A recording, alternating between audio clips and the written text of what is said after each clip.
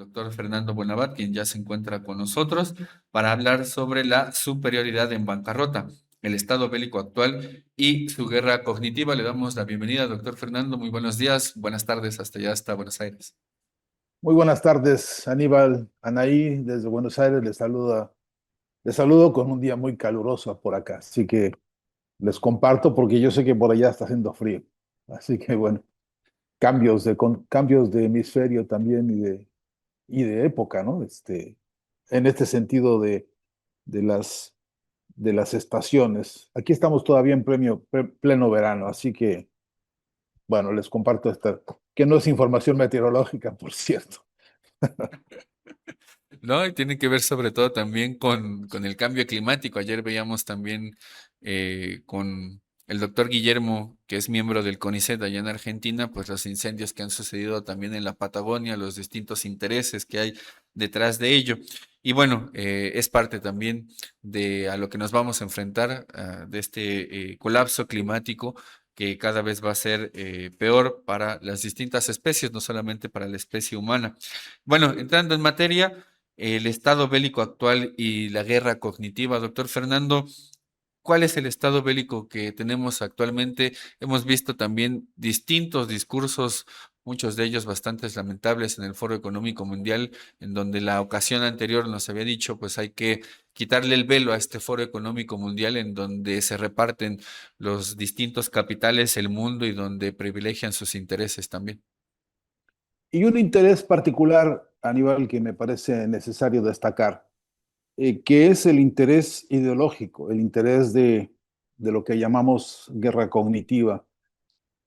de la vieja rancia idea de la guerra cognitiva que por cierto hemos dicho muchas veces no es una novedad en el ejercicio de los poderes hegemónicos, sino que tiene reediciones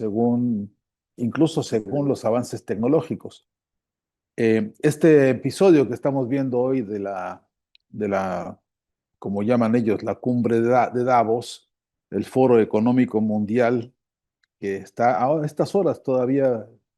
desarrollándose, y hasta el día 23, eh, nos está dejando una pregunta dura y cruda, Aníbal, sobre la mesa, y es, eh, ¿qué nos deja para el futuro inmediato semejante encuentro y semejante agenda? Y yo creo que nos deja una línea interesante para observar, repito, de esta línea en particular, de esta línea que llamamos guerra cognitiva, propia del estado bélico actual, por cierto, que es el derrumbe del concepto de superioridad de ellos. Me interesa mucho este tema porque parte de los nodos, de los núcleos, de los vectores centrales de la guerra cognitiva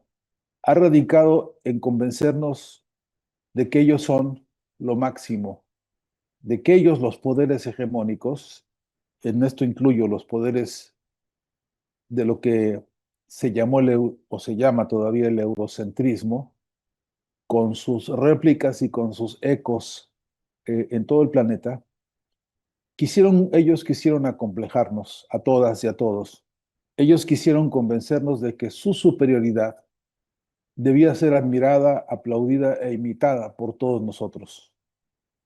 Ellos quisieron convencernos, y en algunos casos lo lograron, de que sus valores, su idea de gobierno, su idea de poder, su idea de explotación y su idea de saqueo eran un beneficio para todos nosotros y que además nuestra condición histórica como civilizaciones mesoamericanas era de inferioridad bajo todo concepto. Nos ningunearon a decir basta, nos atacaron, los genocidios en Mesoamérica son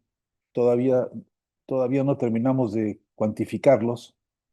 las destrucciones culturales, los daños pues producidos por el proceso de colonización en nuestro continente, nos dejaron una huella, entre otras muchas, de, de esta guerra cognitiva ya desde entonces implementada, que fue y que es convencernos de que nosotros somos inferiores en todo. de que ellos son por rubios, por ojos azules, por cuerpos torneados hasta genéticamente, como han intentado y han hecho, incluso cuerpos torneados quirúrgicamente, como lo hacen. eh, Todo eso es superior, mejor, admirable, plausible, que eso es lo que nos tiene que moralizar, lo que nos tiene que alentar y lo que nos tiene que servir como sustento de apreciación, como referencia ética, como referencia moral, como referencia en todos los sentidos de la existencia. Y resulta que Davos nos ha permitido ver como libro abierto, Aníbal, nos ha permitido ver una decadencia tan brutal, un derrumbe tan crucial y tan importante, por un lado tan valioso y por otro lado tan peligroso, de todo esto que se consideró alguna vez que era lo superior, para exhibirnos a un conjunto de asaltantes, a un conjunto de buitres. Tendrán que perdonarme los buitres por compararlos con este escenario, pero este conjunto de actores de la ofensiva del saqueo, este conjunto de actores de la ofensiva del engaño, todas las cadenas mediáticas que están hoy moviéndose, mejor todavía pululando en el corazón de esto que se llama el Foro Mundial Económico, todo esto que se aplaude, se dice, se muestra, también ha mostrado su decadencia y su podredumbre en extremo. Y yo creo que hay que tomarlo en serio y valorarlo y apreciar que, al contrario de lo que pretendieron, de sentarse como los magnates a decidir el mundo a su antojo, resulta que se fracturaron desde el alma misma del modelo capitalista en plena decadencia y de todas las lógicas de la fase imperial de este capitalismo. Y resulta que los franceses y los alemanes y los italianos y su presidenta y sus representantes, que hasta hace poquito estaban ahí sentados en el Salón Oval con Donald Trump, frente al escritorio de Donald Trump, escuchando como alumnitos obedientes lo que este hombre de los pelos naranjas les estaba dictando hacia el corto y el largo plazo, resulta que ahora no están tan contentos porque les tocaron sus intereses internos, porque el capitalismo está y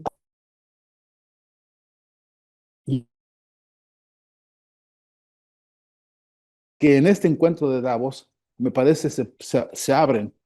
como, repito, como libro abierto para que nosotros podamos leer la historia actual e identificar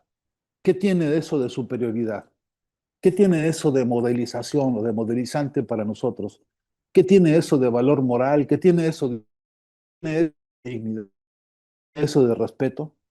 y las cuentas que podríamos sacar una tras otra, Aníbal, de esto, serían las cuentas de un espectáculo dantesco que lejos de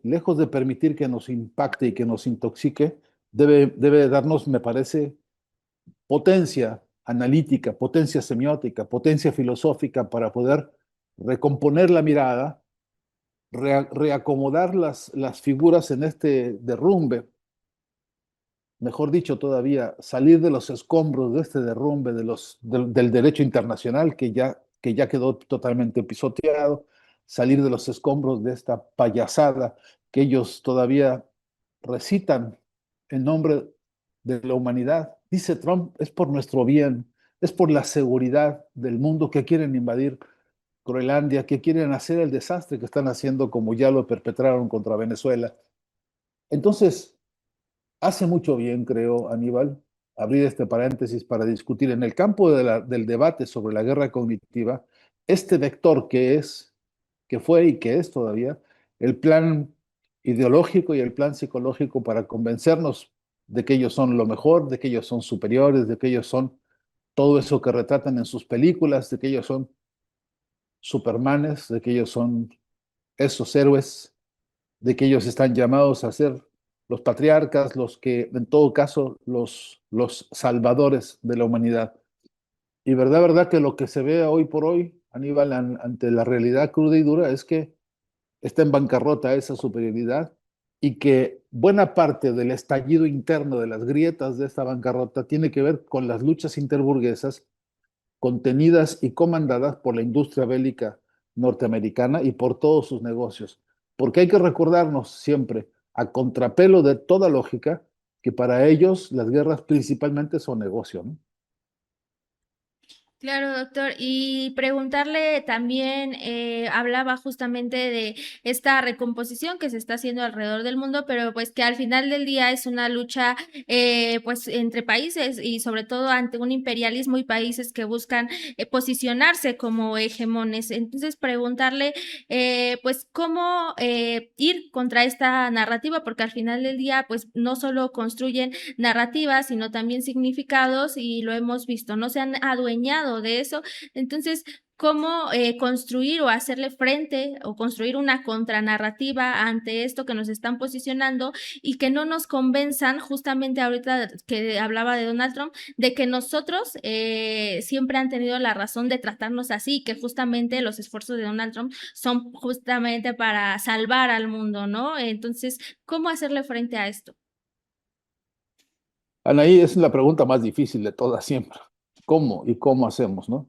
Y desde luego que como las verdaderas preguntas no se agotan con las respuestas, lo que puede uno hacer siempre es construir aproximaciones, ¿no? Por lo menos algunos campos hipotéticos que nos dejen acercarnos a algún género de respuesta, así sea en alguna de sus partes solamente. Una primera tarea que creo que es importante para contestar el cómo, ese cómo, Anaí, es muy importante, es que hay que romper también el cerco con la propia identidad y con la propia información, porque si nosotros tenemos una negación seria sobre nuestra identidad de clase, si la ignoramos o si la negamos, por imitación, por vergüenza, incluso por irradiaciones ideológicas del pensamiento dominante que hoy incluso niegan la existencia pues de los oprimidos y de los opresores como antagonismos, ¿no? Si tenemos ese conflicto personal interno en la lógica de nuestro análisis, ese es el cómo, la pregunta suya por el cómo, creo que empieza a resolverse, empieza a atenderse y a entenderse cuando uno reconstituye su propia noción de identidad de clase. Hay personas que hoy, rondando por las ciudades en bicicletas o en motocicletas, con una mochila de esas que identifican un sistema de entregas a domicilio, eh, no se reconocen ni como asalariados, ni como trabajadores, ni como explotados. Algunos ya incluso se definen como empresarios independientes. No pocas personas, y sé lo que digo, que hoy conducen automóviles al servicio de las llamadas de los clientes para ir, en fin, hacer estos especies de taxis sin letreros, que también pasan a ser una noción de sí mismos y de su conducta y de su actividad laboral como la de un empresario. Sienten que son libres, existen conceptos verdaderamente autogestivos que se sienten pues después de toda conflictiva de explotación y explotado. Em, con incluso bajo los nombres de las empresas con las que tienen que contratar permisos para esos servicios. De manera, Anaí, que una primera cosa para la pregunta suya sobre el cómo es que efectivamente reconstituyamos nuestra identidad de clase. Esto es fundamental. Pero no solamente reconstituirla porque la sé, porque la digo, porque la declaro, sino porque eso tiene historia, porque eso tiene herencia, porque eso tiene antecedentes, porque eso tiene consecuencias y porque eso tiene un presente y además tiene un futuro. Y hay que reconocer el contexto de esta condición de conciencia de clase. Luego hay que conocer también las contribuciones históricas y sociales que se han hecho para reconocer que nuestra identidad además no es puramente individual, sino que es histórica y que esa historicidad también nos viene de cómo hemos compartido y qué hemos aprendido de los episodios que nos han traído hasta el presente. Porque yo y usted y me imagino que Aníbal y muchos más compañeros que hoy nos están viendo y compañeras que nos acompañan, eh, han podido ir a una escuela pública y han podido tener libros de texto gratuitos y han podido acudir a un hospital, a algún servicio médico y han podido en todo caso hacerse atender por el conjunto de porque tienen derecho y porque existen las instituciones y las herramientas que no cayeron del cielo, que se construyeron sobre la base de muchas luchas históricas, desde la independencia y hasta el presente.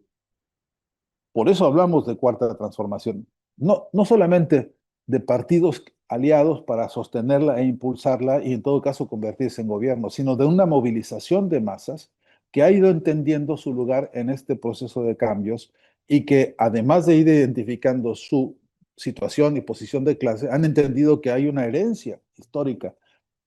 Y el gran dilema, creo, Anaí, es que si no la conocemos, todavía más, si no la conocemos bien, eso quiere decir, si no la conocemos de manera incluso crítica, entonces nos estamos perdiendo de un pastel muy jugoso, de un verdaderamente suculento manjar histórico en el que estamos todos involucrados, y luego tampoco estamos entendiendo qué hacer para responder a la pregunta del cómo crear la contraofensiva. Y lo que sigue también es entender que en la estructura de los poderes hegemónicos, otra parte que creo importante para atender a la pregunta del cómo, es que hay que entender la estructura misma de los intereses del poder y del capitalismo. Es importante, Anaí, creo que es muy importante cada día más radicalizar nuestras formas de comprensión y radicalizar nuestras formas de estudio frente a la realidad que vivimos. Y hoy es imposible hacer ninguna reflexión en la que no señalemos como responsable máximo de todo lo que estamos padeciendo al propio capitalismo, a su historia, a su propia degeneración, a sus propias deformaciones históricas y políticas, incluso hasta morales, incluso hasta estéticas, y saber que hoy, como se presenta este capitalismo en esta fase de una crisis ya larga, ya prolongada, algunos llaman incluso a esto agonía del capitalismo, una agonía realmente prolongada y muy costosa para todos nosotros. eh, Hay que conocerla y reconocerla como responsable de la situación que estamos padeciendo. Ni usted, ni yo, ni Aníbal, ni muchos de los compañeras y compañeros que estamos ahora aquí en este encuentro, eh, podríamos decir que tenemos en nuestras manos alguna capacidad o posibilidad o fuerza para frenar o decidir o reorganizar algunas de las grandes calamidades que estamos padeciendo en el mundo entero. Eso necesita de otras herramientas. Y en esto, a la pregunta del cómo, perdón por extenderme demasiado en esta reflexión, pero a la pregunta del cómo también hay que atender con una autocrítica severa que nos urge tener y que nos urge sostener. Y es que buena parte de las calamidades que nos están pasando son responsabilidad también nuestra, porque estamos muy desorganizados. Insisto en eso porque el tema lo da, porque es parte de la metodología de trabajo, la mía por lo menos, saber que yo no soy ajeno a los problemas y que algo tengo que ver. No soy el autor, no soy el beneficiario, ni usted, ni yo, ni la inmensa mayoría de los seres humanos, pero sí somos en alguna medida corresponsables en cuanto que no nos organizamos para frenar este esperpento al que nos están conduciendo e induciendo permanentemente. Y la cosa tiende a empeorar, porque ya lo estamos viendo. Lo que Davos nos deja sobre la mesa, lo que Davos nos está dejando hoy, es esta lección de podredumbre, de desastre, de, desquebrajamiento de una alianza que hasta hace poco existía entre los países europeos, Estados Unidos y un conjunto de intereses del propio capitalismo, y la grieta por la cual se ve con mayor angustia y con mayor claridad y con mayor preocupación el destino de la humanidad. Y tenemos que elegir cómo intervenir en esas grietas para no dejar que nos aniquilen como están planeando. Claro, doctor Fernando, y en ese desquebrajamiento del sistema eh, internacional, del sistema multilateral, que prevaleció después de la Segunda Guerra Mundial, pero que trae también detrás de sí todo un contexto y una historia de más largo aliento, nos enfrentamos a otro aspecto que me interesaría reflexionar con usted, que es también al colonialismo interno, para retomar ese concepto de Pablo González Casanova, porque en lo que estaba mencionando usted y en lo que estábamos mencionando también acá en el programa minutos antes de que entrara con nosotros, pues era también la manera en la que se reproduce esa situación de colonialidad. O sea, no solamente por estos poderes externos, sino también por gente de adentro que reproduce los sistemas de valores, la ideología, teorías también incluso, ¿no? Y entonces este tipo de personas, de agentes, tienden a reproducir esto en distintas instancias, no solamente en instancias educativas, no solamente en el mismo gobierno incluso, sino también en medios de comunicación. Y ahí es donde también hace falta quizá tener mucho más cuidado, pero sobre todo eh, hacerle ver a la audiencia también que no es menor y tampoco no es casual que tengamos este tipo de medios de comunicación en donde incluso la estética, el formato en el cual se va haciendo los distintos medios de comunicación, las noticias que nos van pasando, pues reproducen esta misma lógica y eso incide también en la percepción de la gente y en la percepción de las sociedades, en entender el capitalismo, en entender la historia, en entender las coyunturas también a las que nos enfrentamos. La pregunta acá, después de esta breve reflexión, es, así como el cómo digamos, difícil de responder, también está el por qué tenemos este tipo de colonialismo interno en nuestro país, que ya tiene larga data también, ¿no?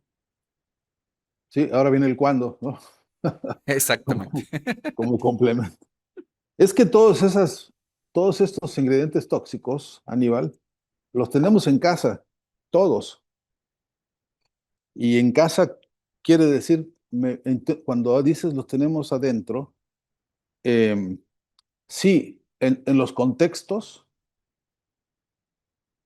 pues, está recontravisto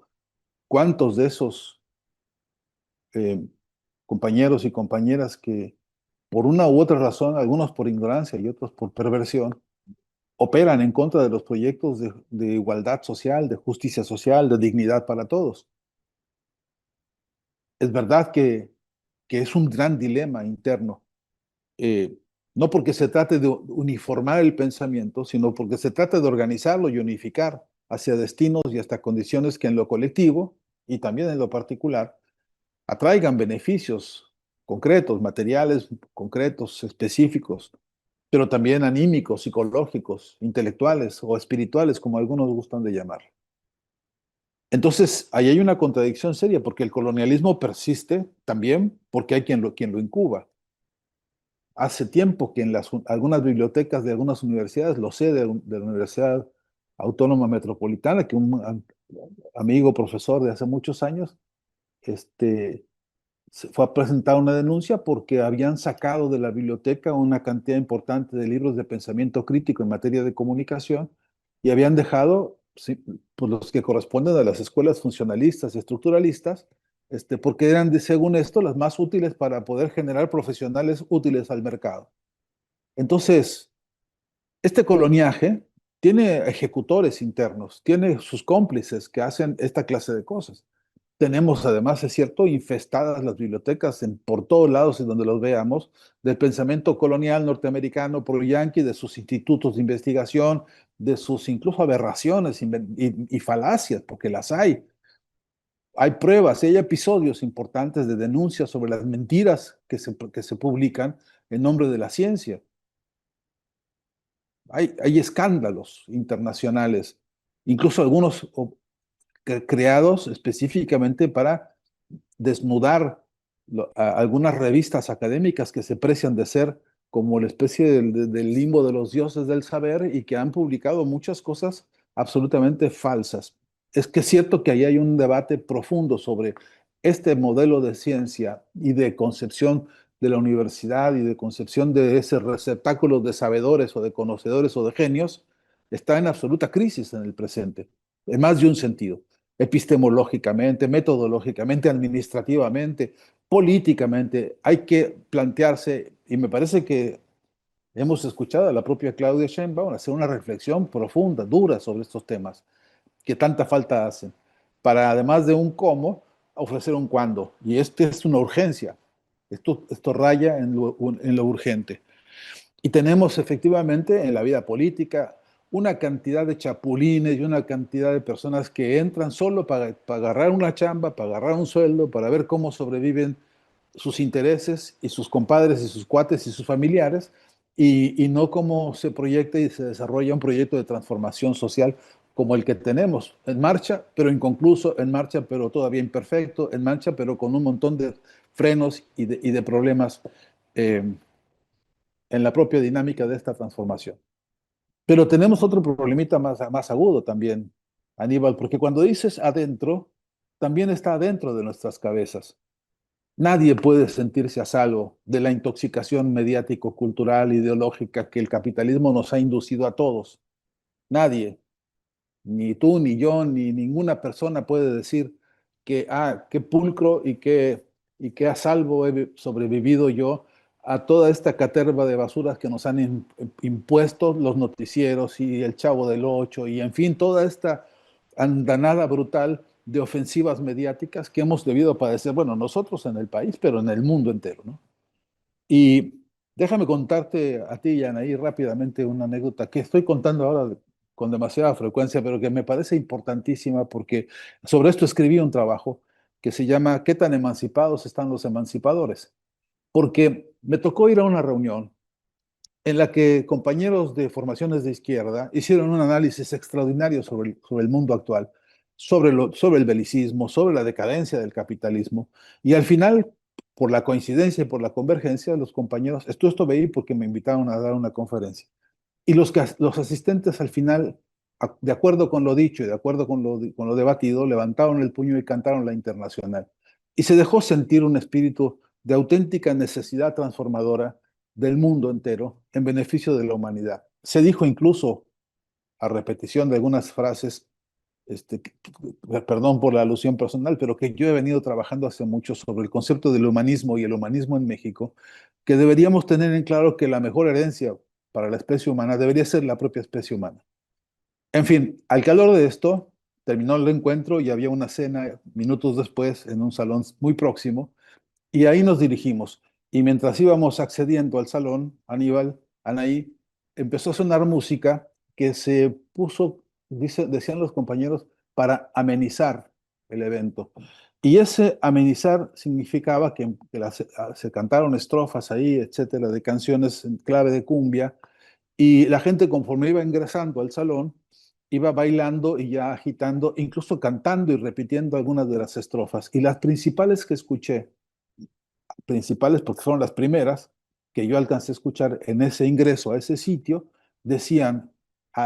cito textual, pie de página, por favor, tómese como esto, como un material de documento. Y decía ahí, mueve tu culito, nena. Y a renglón seguido, entremezclado en esta estrofa, decía, rata inmundo, animal rastrero, ponzoña, no sé qué, etcétera. Y ahí iban intercalando a la nena que bailaba de cierta forma y a la otra que denostaba a una persona que supongo era un caballero. En todo caso, también supe que la autora de esas estrofas es señora Paquita del Barrio. Entonces, y los que iban bailando, agitando los brazos y sonriendo y con risotadas, etcétera, acababan de cantar la Internacional, Aníbal. Entonces, sí que hay que preguntarse hasta dónde ya nos habita y en qué forma, disfrazada de celebración, disfrazada de fiesta, con la excusa de que, bueno, es un entretenimiento, bueno, es un para pasar el rato, bueno, no es diversión, no es daño porque es diversión entre amigos. Y mientras tanto, las cubas y mientras tanto, el consumo de toda la basura que se ha vendido disfrazada de ron, disfrazada de no sé qué este, al calor de celebración, de fiesta. Gran emboscada ideológica y colonizante ante la que vale, me parece, vale la pregunta, Aníbal, de qué tan emancipados estamos los emancipadores, los que nos proponemos un proyecto de gran revolución de conciencias, los que nos proponemos transformar íntegramente el corpus epistemológico, el corpus cognoscitivo también, es decir, la dinámica y la dialéctica de los saberes, entendiendo su presente y entendiendo el repertorio de las grandes necesidades humanas de este tiempo. Y es una buena pregunta. Una buena pregunta.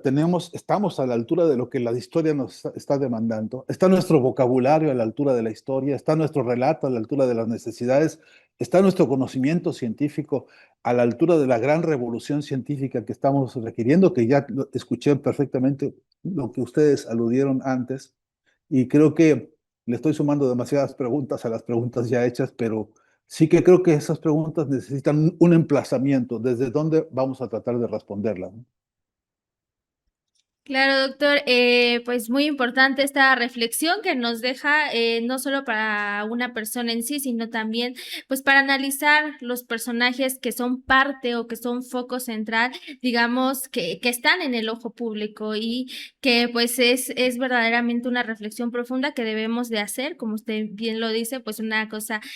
pues yo creo que al final también para no terminarnos por convertir justamente en eso que estamos intentando ir contracorriente, ¿no? Ya por último, pedirle un comentario final, algo que usted crea que sea importante que se quede como un mensaje para la audiencia. Sí, mirarnos también nosotros autocríticamente en el espejo de la realidad cultural e ideológica que vivimos. Porque como bien dices, Anaís, no vaya a ser, no vaya a ser que estemos nosotros incubando los demonios del colonialismo en nuestra propia cabeza. No vaya a ser que nosotros estemos, como he visto, compañeros de formación científica, de una solidez, incluso de un conocimiento público importante, que le fueron a poner a la cuna de sus niños un Mickey Mouse o un Pato Donald,